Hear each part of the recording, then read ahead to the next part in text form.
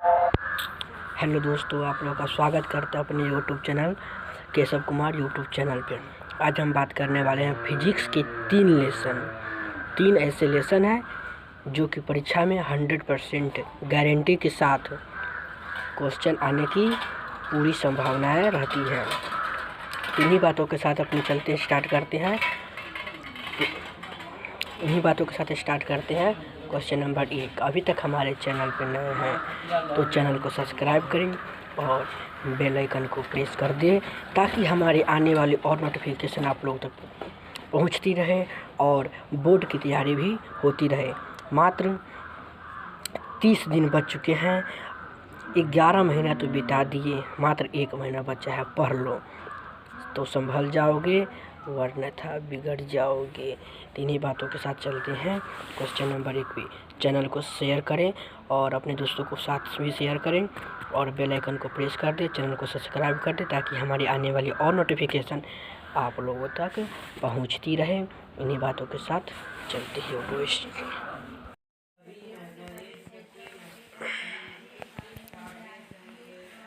निम्न में किस दर्पण द्वारा वस्तु का वास्तविक प्रतिबिंब प्राप्त किया जा सकता है?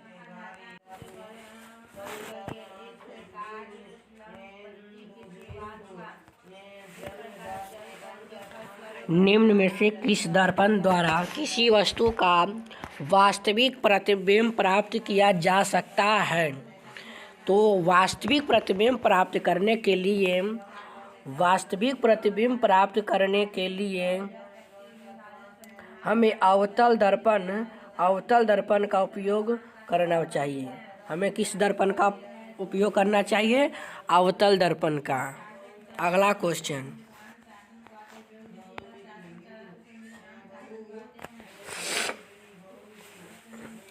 निम्नलिखित में किसमें बड़ा और वास्तविक प्रतिबिंब बनता है? निम्न में किसमें बड़ा और वास्तविक प्रतिबिंब बनता है? इसमें वास्तविक प्रतिबिंब जो बनता है वह हमेशा अवतल दर्पण में बनता है। किसमें? अवतल दर्पण में ही बनता है।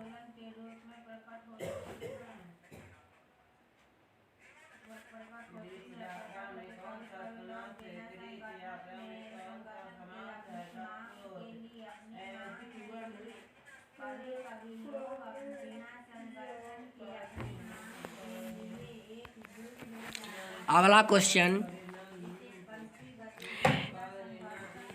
एक गोलीय दर्पण की वक्रता त्रिज्या 28 सेंटीमीटर है तो इनकी फोकस दूरी ज्ञात करना है। तो F बराबर दिया हुआ F बराबर होता है R/2। तो 28/2 काट देंगे 14, यानी 14 सेंटीमीटर में होगा। इनका वक्रता त्रिज्या 14 सेंटीमीटर होगा।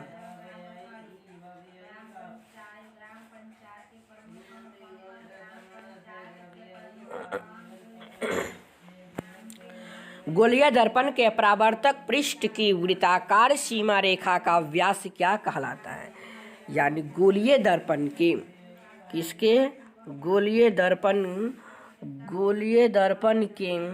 पृष्ठ वृत्ताकार सीमा रेखा को क्या कहा जाता है? तो क्या कहा जाता है? तो गोलीय दर्पण का द्वारक कहा जाता है। गोलीय दर्पण का द्वारक कहा जाता है।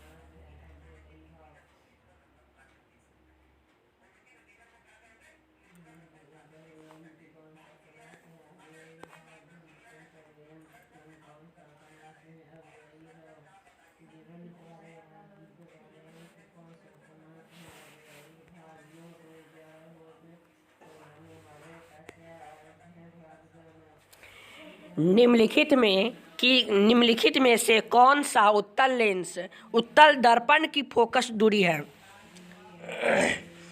जिसकी वक्रता त्रिज्या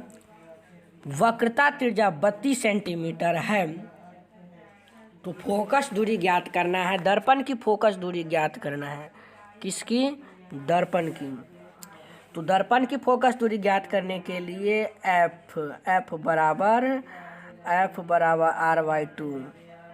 तो 32/2 से काट देंगे इसको 16, क्योंकि वक्रता त्रिज्या प्लस में दिया है होता है, तो इसीलिए इनका प्लस सेंटीमीटर है, माइनस में नहीं प्लस में होगा इसका आंसर।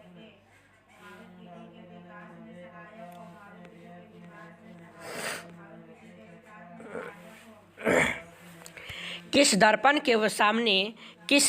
के सामने चाहे कितनी भी दूरी पर रखा हो, परंतु आपका प्रतिबिंब सदैव सीधा प्रतीत होता है, संभवतः दर्पण होगा। दर्पण क्या होगा? दर्पण केवल समतल होगा या केवल उत्तल होगा, या केवल उत्तल होगा, या समतल या अथवा उत्तल दोनों होगा। इसका होगा समतल, समतल अथवा उत्तल दोनों, समतल अथवा उत्तल दोनों होगा।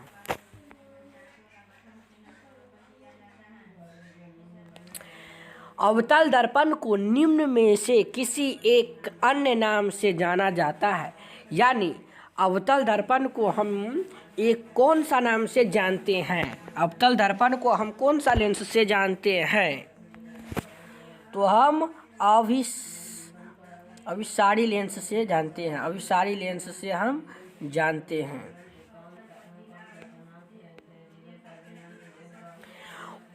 उत्तल दर्पण को निम्न में से किसी एक अन्य नाम से जाना जाता है। अब बात आता है उत्तल दर्पण को निम्न में से किस नाम से जाना जाता है? तो उत्तल दर्पण को अपसारी लेंस किस नाम से जानते हैं? अपसारी लेंस से जानते हैं, अपसारी लेंस के नाम से हम जानते हैं।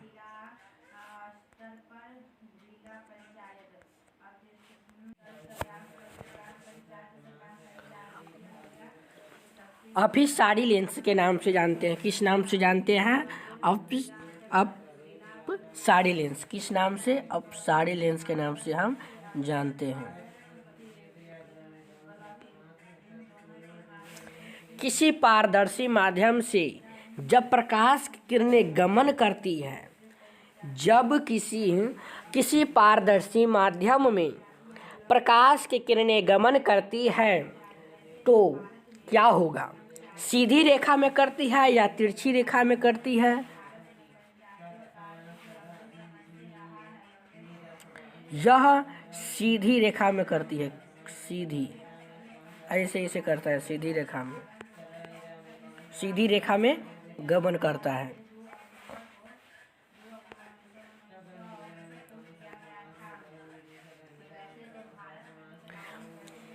निर्वात में प्रकाश की चाल होती है, निर्वात में प्रकाश की चाल कितनी होती है?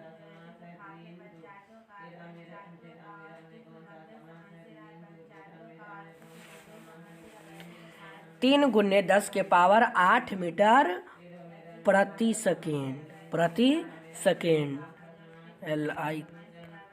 लाइक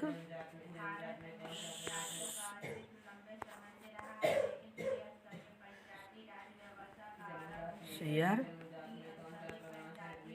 करें मत भूलें।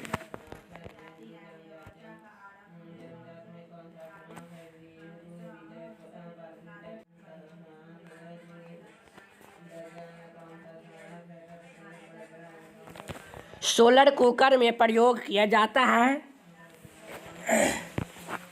सोलर कुकर में प्रयोग किया जाता है कौन सा लेंस होगा?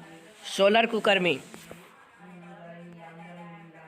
सोलर कुकर में हम अवतल दर्पण का उपयोग करते हैं। किस दर्पण का? अवतल दर्पण का। किस दर्पण का? अवतल दर्पण का उपयोग करते हैं सोलर कुकर में। सोलर कुकर मतलब सोलर प्लेट।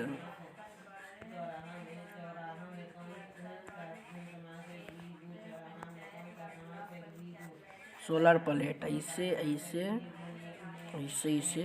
होता है, उसमें इसमें प्लेट ये लगा होता है।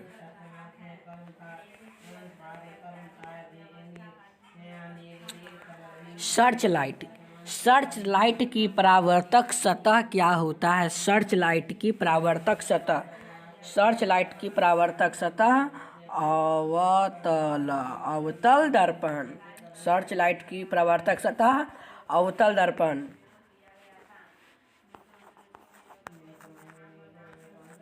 सीरी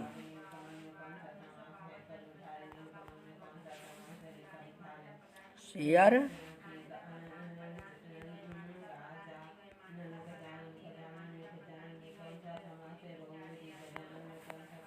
लाइक।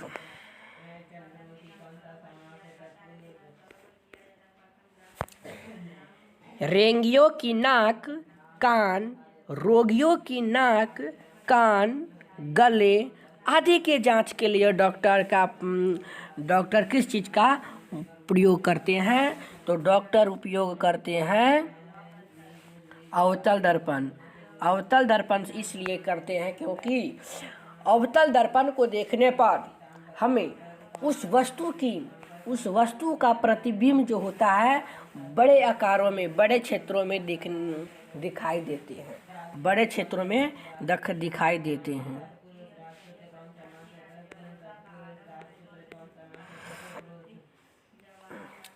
दंत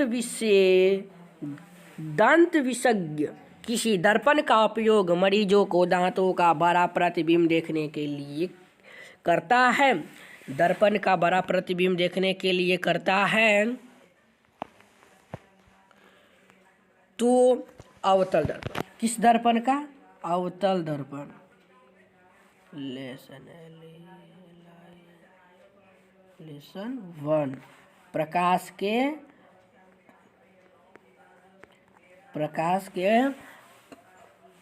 परावर्तन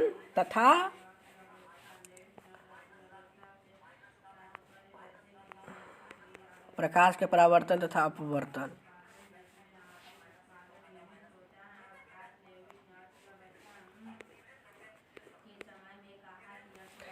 किसी वस्तु का आवर्धित प्रतिबिंब बनता है। किसी वस्तु का आवर्धित प्रतिबिंब बनता है।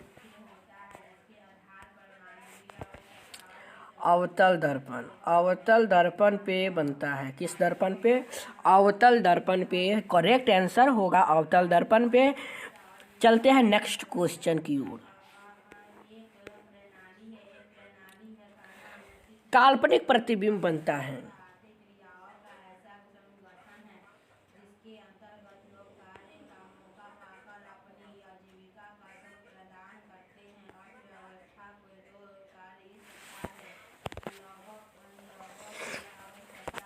काल्पनिक प्रतिबिंब क्या करता है? तो काल्पनिक प्रतिबिंब में हमेशा सीधा प्रतिबिंब बनता है।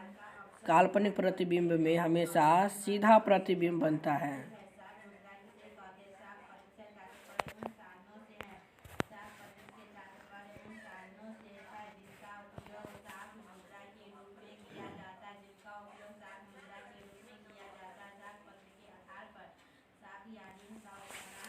किसी दर्पण में हमेशा आभासी और छोटा प्रतिबिंब बनता है। किस दर्पण में? उस दर्पण का नाम तो बताइए, किस दर्पण में बनता है? तो उत्तल दर्पण में बनता है। किस दर्पण में बनता है? उत्तल दर्पण में बनता है।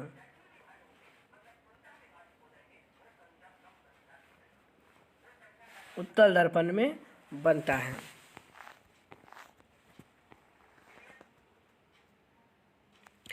निम्न में से किस दर्पण की फोकस दूरी धनात्मक होती है? किस दर्पण की फोकस दूरी धनात्मक होती है?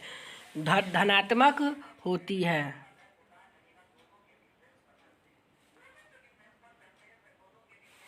तो उत्तल दर्पण। किस दर्पण में? उत्तल दर्पण में। उस उत्तल दर्पण की फोकस दूरी धनात्मक होती है और अवतल दर्पण की फोकस दूरी ऋणात्मक होती है, ऋणात्मक होती है।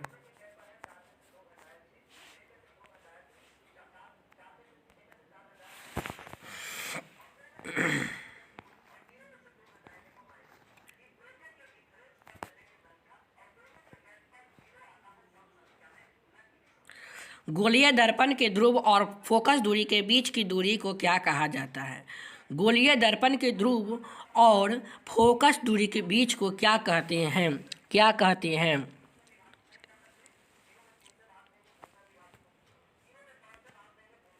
इसे फोकसांतर कहा जाता है। फोकसांतर एफ से सूचित किया जाता है।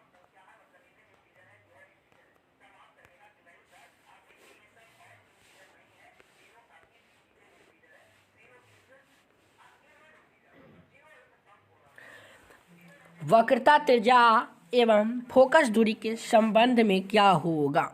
क्या होगा तो बताए हैं अभी। F बराबर R/2, F बराबर R/2।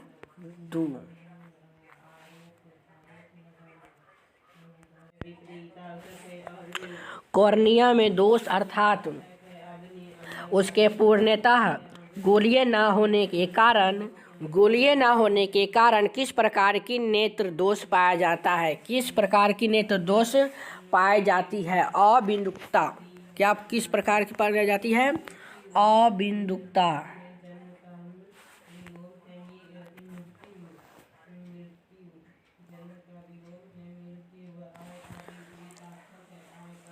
अबिंदुकता नेत्र दोष वाले व्यक्तियों को किस चश्मे में किस तरह के लेंस से दोष का निवारण होता है? किस लेंस से दोष का निवारण होता है?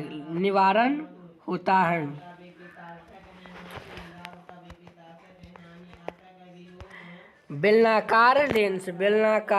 किस लेंस? बेलनाकार लेंस का उपयोग किया जाता है। दोष रहित नेत्र में 25 सेंटीमीटर के अनंत के बीच रखी गई वस्तुओं को आसानी से देख पाता है। इनके बीच की दूरी को कहते हैं। इनके बीच की दूरी को क्या कहा जाता है? दृष्टि परिसर। दृष्टि परिसर।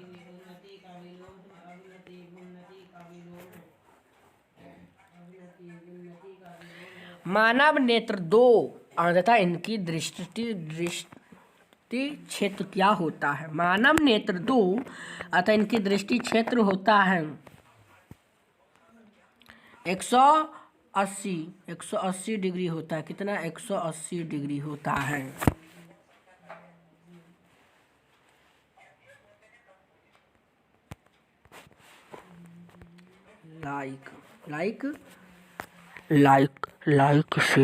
लाइक शेयर कमेंट और हमारे चैनल पे नए हैं तो चैनल को सब्सक्राइब करें, बेल आइकन को प्रेस कर दें ताकि हमारे आने वाले और नोटिफिकेशन आप लोगों तक तुरंत पहुंच सके।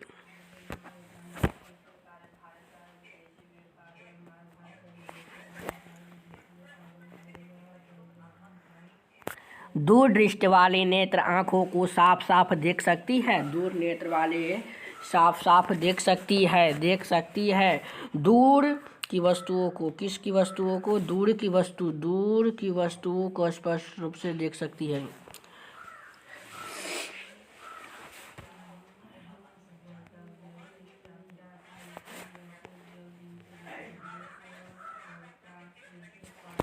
दीर्घ दोष वाले व्यक्ति को होने का कारण क्या है? दीर्घ दोष होने का कारण क्या है?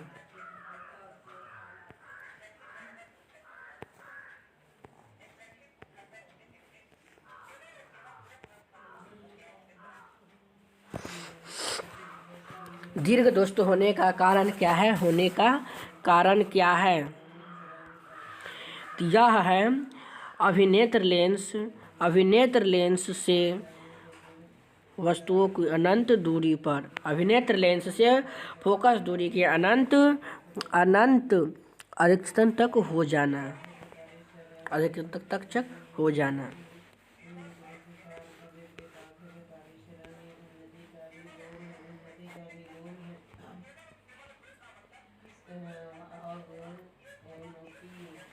अभिनेत्र लेंस की फोकस दूरी में परिवर्तन किया जाता है। पक्षमावी द्वारा। किसके द्वारा? पक्षमाभी द्वारा परिवर्तन किया जाता है। पक्षमाभी द्वारा परिवर्तन किया जाता है। रेटिना प्रकाश को परिवर्तित करता है। रेटिना जो है प्रकाश को परिवर्तित करता है। विद्युत संलग्न में, किसमें? विद्युत संलग्न में परिवर्तित करता है। विद्युत संलग्न में परिवर्तित करता है।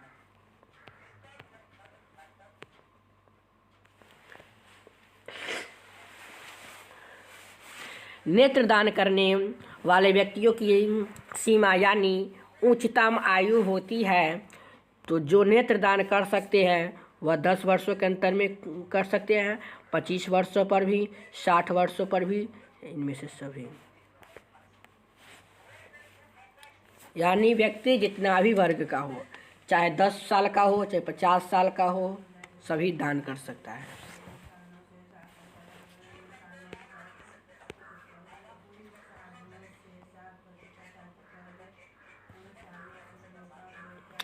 मनुष्य की मृत्यु के पश्चात कितने घंटे के अंदर नेत्र निकाल लेना चाहिए? निकाल लेना चाहिए यानी 4 से 6 घंटे के भीतर निकाल देने पर, 4 से 6 घंटे के भीतर निकाल देने पर मनुष्य की आँख जो है वह कार्य करता है, अन्यथा वह कार्य नहीं करेगा।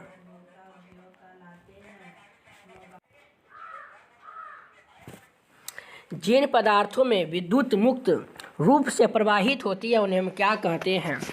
उन्हें हम क्या कहते हैं?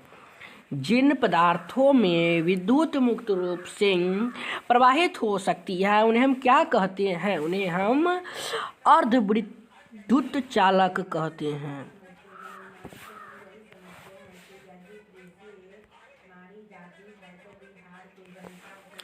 जिन पदार्थों में विद्युत धारा प्रवाहित नहीं होती है उसे क्या कहते हैं? उसे हम क्या कहते हैं? उसे हम विद्युत रोधी कहते हैं। उसे हम विद्युत रोधी कहते हैं।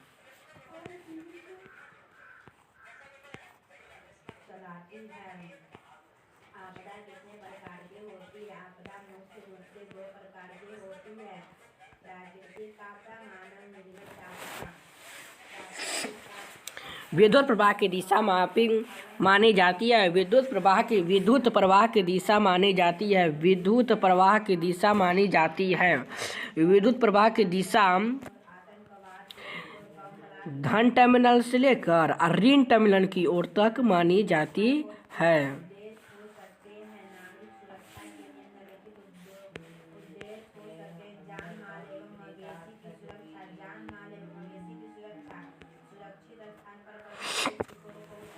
एकांक समय में विद्युत आवेशों को परिमाण के प्रवाह को क्या कहा जाता है? प्रवाह को क्या कहा जाता है? विद्युत धारा कहा जाता है। क्या कहा जाता है? विद्युत धारा कहा जाता है।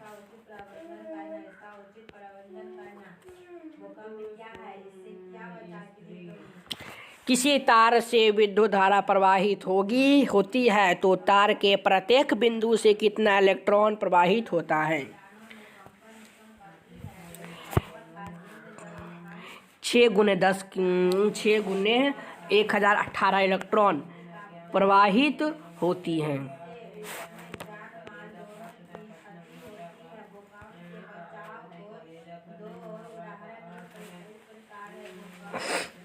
किसी विद्युत लैंप में अगर तंतु से 0.4A की धारा प्रवाहित होती है, अगर लैंप की 3 घंटे तक प्रकाश देता है तो प्रवाहित आवेश क्या होगा? प्रवाहित आवेश 4320 कूलॉम होगा। 4320 कूलॉम होता है।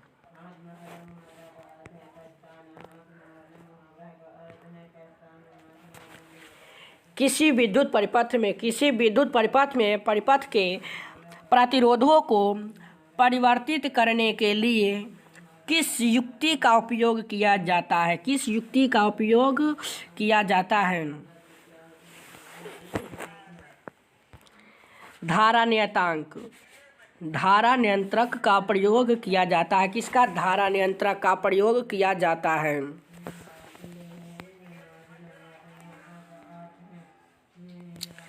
कोई बल्ब 2 से 20 वोल्ट जनित्र से संयोजित है। यदि बल्ब 0.50 ए विद्युत धारा प्रवाहित होती है तो बल्ब की शक्ति होगी। बल्ब की शक्ति 110 वाट 110 वाट होगा। 110 वाट होता है।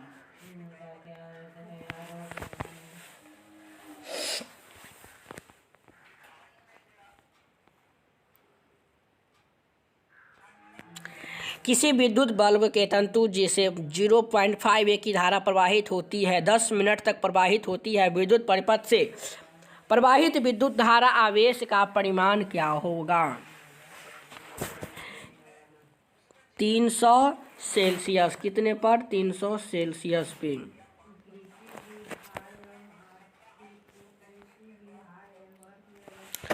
विद्युत शक्ति विद्युत प्रवाहित कर किसी धातु की वस्तुओं पर अन्य किसी वांछित धातु की परत निक्षेपित करने के लिए प्रक्रम को हम क्या कहते हैं? क्या? इसे तो हम विद्युत लेपन कहते हैं। इसे हम विद्युत लेपन कहते हैं।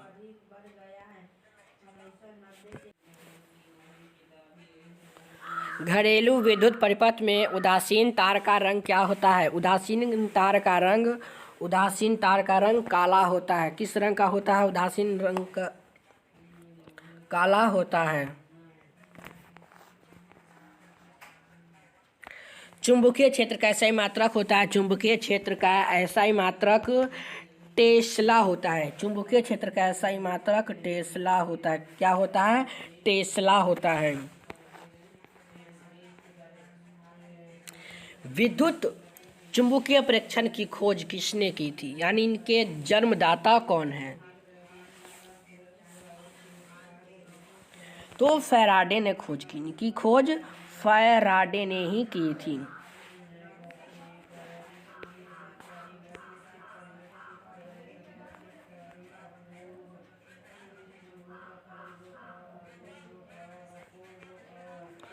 दी गई वोल्टता के स्रोतों से जुड़े किसी चालक के प्रति सेकेंड में ऊष्मा होती है तो क्या?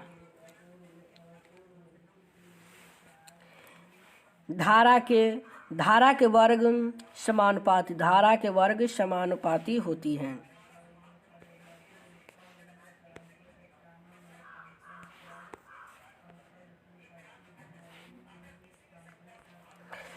निम्न पदार्थों में से कौन सा चुंबकीय पदार्थ नहीं है? कौन सा चुंबकीय पदार्थ नहीं है? पित्तल चुंबकीय पदार्थ नहीं होता है। पित्तल एक मिश्र धातु है। पित्तल एक मिश्र धातु है।